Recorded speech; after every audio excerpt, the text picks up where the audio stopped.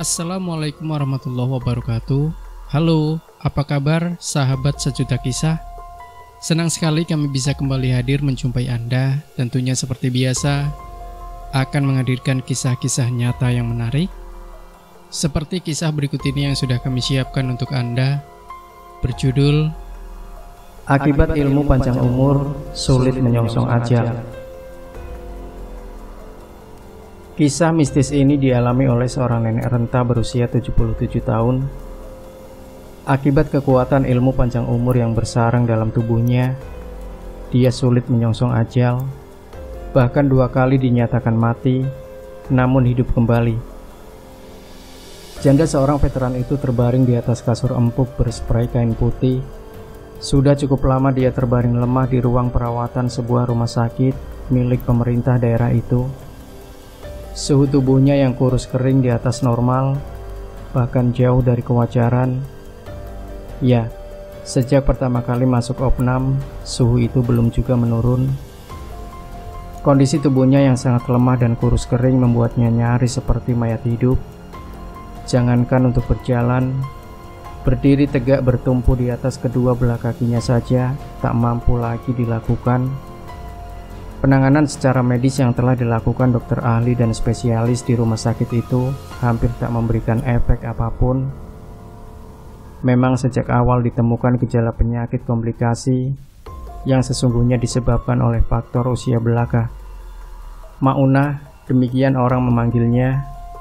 Setelah 3 hari keluarganya memutuskan membawanya pulang dari rumah sakit, nenek berusia 77 tahun ini penyakitnya bertambah gawat. Namun, dia menolak untuk kembali rawat inap di rumah sakit. Dia lebih menghendaki untuk beristirahat di rumahnya sendiri dan dirawat oleh sanak familinya yang berada di tanah kelahirannya. Atas permintaannya, diboyonglah Maunah ke tempat yang dimaksud, yakni ke kampung halamannya. Namun, setelah sebulan lamanya berada di desa ini, kondisi Maunah semakin memprihatinkan. Bahkan keadaannya semakin lama semakin mengkhawatirkan. Saluran pernapasan yang terganggu oleh suatu cairan membuat Maunah sulit untuk menghirup dan menghembuskan nafas. Walau demikian, keinginan untuk terus hidup sangat besar. Ini terbukti dengan masuknya beberapa obat dan beberapa sendok makanan berupa bubur ke dalam mulutnya, meski dia harus susah payah melakukan hal itu. Hingga sampailah pada suatu malam, Maunah dinyatakan koma. Hembusan nafasnya yang mengeluarkan bunyi mirip orang mendengkur itu menambah kecemasan keluarga. Yang lebih panik lagi ketika suara nafasnya yang sangat jelas tiba-tiba hilang dari pendengaran. Bahkan tubuh renta ini yang selalu panas mendadak berubah dingin, terutama di telapak tangan dan kakinya. Apakah Maunah telah pergi menghadap Ilahi? Untuk meyakinkan keadaannya, seorang kerabat memegang denyut nadinya. Astaga, tak ada lagi tanda-tanda detak jantung dan nadinya. Mendapatkan keadaan ini, tak pelak, isak tangis memecah keheningan menjelang malam itu. Berita duka pun tersebar ke warga sekitar. Namun keanehan terjadi dengan tiba-tiba. Setelah hampir setengah jam, Maunah dinyatakan meninggal dengan tubuh rentanya yang terbujur kaku dan telah diselimuti kain batik. Seperti layaknya orang yang telah menjadi mayat. Namun tiba-tiba saja suara nafasnya terdengar kembali. Keadaan yang di luar kelaziman ini tentu saja membuat orang-orang yang tengah bertakziah dibuat terheran-heran. Mereka sulit percaya mengapa nenek yang telah meninggal itu tiba-tiba kembali terdengar tarikan nafasnya. Ringkasnya, nenek yang berusia lanjut itu hidup lagi. Berita ini amat menggemparkan warga. Nenek Maunah benar-benar hidup kembali. Bahkan setelah 1 hari peristiwa tersebut, Maunah dalam kondisi yang masih lemah. Si nenek membisikkan sesuatu di telinga Rumini, anak perempuannya yang paling tua. Rupanya Maunah ingin menceritakan apa yang telah dialaminya, bahwa peristiwa yang menimpa dirinya. "Aku belum mati, Rum," dia bertanya dengan suara serak. Rumini hanya menjawabnya dengan anggukan kepala. Ya, aku memang belum mati. Lanjut Maunah sambil kemudian menceritakan bahwa ketika orang-orang menganggapnya telah mati, dia sendiri merasa telah didatangi oleh kedua orang tuanya yang sudah lama meninggal. Mereka mengajaknya pergi, namun aneh, selama perjalanan tersebut, Maunah selalu berada di belakang mereka. Bahkan sepertinya dia memang sengaja ditinggalkannya. Karena merasa lelah, Maunah meminta kepada kedua orang tuanya untuk beristirahat, tapi permohonannya ditolak oleh mereka. Nak, kuatkanlah dirimu. Sebentar lagi kita akan mencapai tempat tujuan, kata ayahnya. Tapi aku benar-benar tak kuat lagi untuk meneruskan perjalanan ini, Pak. Sebenarnya kita akan pergi kemana? Tanya Maunah. Loh, bukankah kau ingin pergi ke suatu tempat di mana kedamaian itu berada? Kembali ayahnya berkata. Iya, tapi di mana tempatnya? Protes Maunah. Itu tempat yang dimaksud sudah terlihat, Nak. Sahut ibunya sembari menunjuk ke sebuah bukit. Anehnya, di bukit tersebut terdapat cahaya terang benderang dengan warna yang didominasi oleh warna orange dan violet. Maunah amat terpesona melihat keindahan bukit itu. Namun ketika dia mencoba bangkit, sekujur tubuhnya lemas tak bertenaga. Maafkan saya. Sepertinya saya tak kuat lagi berjalan, apalagi untuk menaiki bukit tersebut, lirih Maunah. Oh, kalau begitu kamu belum siap. Ya sudah, kamu tetap di situ. Nanti bapak dan ibumu akan kembali menjemputmu, tutur sang ayah. Karena tak sanggup lagi meneruskan perjalanan, Maunah yang pada saat itu duduk di bawah sebuah pohon, tiba-tiba tak sadarkan diri.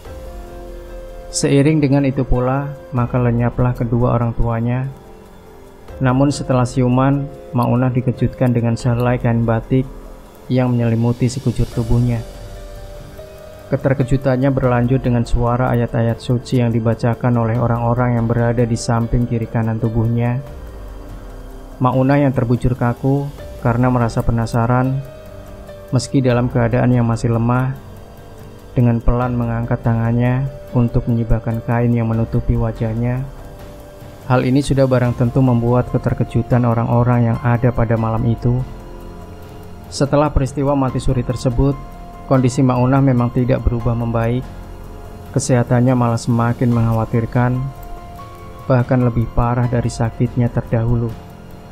Beberapa ahli medis dan orang pintar yang sempat didatangkan guna menyembuhkan sang nenek, tak ada satupun yang membuahkan hasil. Semua keluarga gelisah dan prihatin. Namun, melihat usia Maunah yang sudah sangat uzur, mereka sebenarnya telah bersiap untuk menerima kenyataan yang terburuk sekalipun. Ya, andai Tuhan menghendaki kematian Maunah, hal tersebut sudah sewajarnya karena memang usianya yang sudah sedemikian sepuh. Namun, sang ajal sepertinya masih enggan mendekat. Maunah yang terbujur kaku itu masih tetap terdengar suara tarikan nafasnya. Akan tetapi keadaannya sudah sangat buruk. Jangankan untuk menelan sesuap makanan, untuk menelan air pun harus susah payah. Bahkan untuk bernapas, menghirup dan menghembuskan udara, dia hanya bisa melakukannya dengan satu cara, yakni dengan melalui mulutnya yang menganga. Sampailah pada suatu hari, sudah tak terlihat ada lagi tanda-tanda kehidupan pada diri Maunah. Nafasnya terhenti, demikian juga dengan denyut nadinya.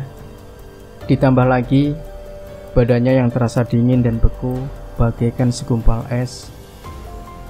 Semua kenyataan ini cukup untuk meyakini bahwa Maunah untuk kali ini memang benar-benar sudah meninggal. Kendati demikian, salah seorang kerabat dekatnya yang sepertinya mengerti tentang ilmu gaib meminta agar kematian si nenek jangan disebarluaskan terlebih dahulu. Dia khawatir peristiwa serupa akan terulang kembali. Memang kekhawatiran itu kembali terjadi. Setelah 30 menit berlalu, tiba-tiba dadanya terlihat suatu gerakan nafas yang menandakan adanya kehidupan. Bahkan tak dinyana, mata Maunah sedikit demi sedikit terbuka kembali. Bahkan keanehan terjadi, saluran pernapasannya yang selama ini terganggu tiba-tiba seperti telah sembuh. Ya, Maunah dapat menghirup dan menghembuskan nafasnya dengan leluasa tanpa disertai suara seperti dengkuran. Bahkan tak hanya itu, lepas 1 jam setelah sadar, Maunah minta dibuatkan bubur ayam. Semua yang hadir dibuat keheranan, sebab selera makannya sudah sangat baik. Sedikit demi sedikit makanan berupa bubur itu masuk ke dalam perutnya. Melihat perkembangan yang drastis ini, keluarga menganggap bahwa Maunah telah mendapat mukjizat. Meski merasa aneh, tak urung hal ini membuat keluarga merasa lega dan membawa kebahagiaan tersendiri. Begitulah kehendak Tuhan, tak ada satupun manusia yang tahu apa yang telah direncanakannya. Setelah kurang lebih 2 hari, kondisinya membaik. Maunah kembali tak sadarkan diri. Bahkan kali ini benar-benar koma. Matanya terpejam rapat. Bahkan organ tubuhnya sepertinya tak ada lagi yang berfungsi.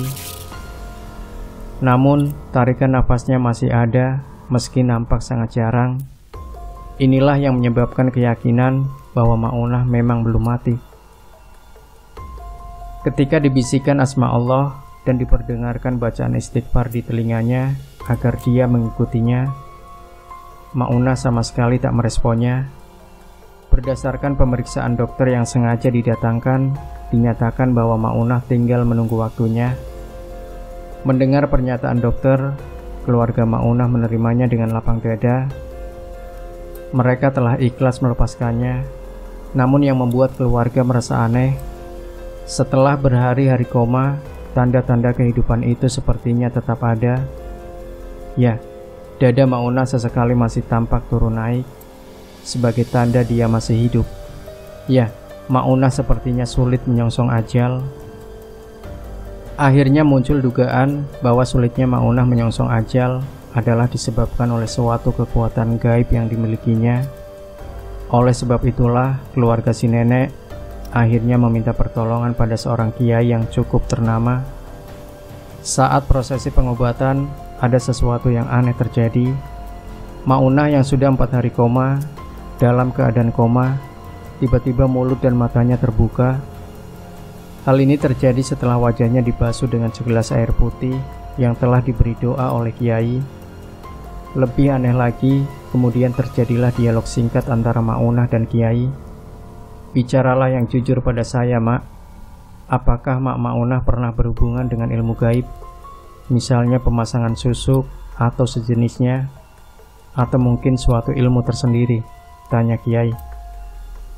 "Aku belum pernah berhubungan sama sekali dengan ilmu-ilmu seperti itu, Nak Kiai," jawab Maunah dengan suara berat. "Mak jangan bohong, coba ingat-ingat kembali, barangkali Mak lupa," kembali sang kiai berucap. Entah benar-benar terlupa karena kondisinya yang sudah renta, atau karena disebabkan oleh kondisinya yang sedang sakit. Walau terus didesak, Maunah tak mengakui dirinya pernah berhubungan dengan ilmu-ilmu gaib. Namun berdasarkan deteksi gaib yang dilakukan kiai, ternyata di dalam raga Maunah ditemukan suatu kekuatan gaib yang melekat sudah berpuluh-puluh tahun lamanya. Dengan kebijakannya, Pak Kiai tak ingin mempermasalahkan hal ini. "Mak Maunah, semua keluarga telah mengikhlaskan emak untuk pergi, jadi segeralah menghadap Tuhan," lirih kiai sembari meminumkan segelas air putih. Setelah segelas air putih menempel pada bibir Maunah dan mengalir ke tenggorokannya, kiai tersebut berkata, "Nah, Mak Maunah, sekarang milik emak sudah berada di gelas ini." Mustajab, beberapa detik kemudian, Maunah mengembuskan nafas terakhirnya. Dan untuk kali ini, dia benar-benar telah pergi setelah tersiksa dan berjuang melawan penyakitnya. Usia ke-7 hari wafat Maunah, keluarganya membicarakan perihal hal gaib yang dimiliki oleh si nenek. Berdasarkan data yang dihimpun dari seluruh famili, disimpulkan bahwa Maunah pernah mengamalkan suatu amalan yang konon amalan tersebut berhasiat untuk menambah awet muda dan panjang umur. Mungkin amalan inilah yang membuat nenek renta itu sulit menyongsong ajalnya. Demikian sahabat sejuta kisah, sebuah kisah yang menarik dan mudah-mudahan kita bisa mengambil pelajaran dari kisah ini. Jangan lupa berikan komentar Anda, like, share video ini, subscribe channel Sejuta Kisah, dan kembali nantikan kisah-kisah nyata terbaru dari kami setiap harinya. Sampai jumpa. Wassalamualaikum warahmatullahi wabarakatuh.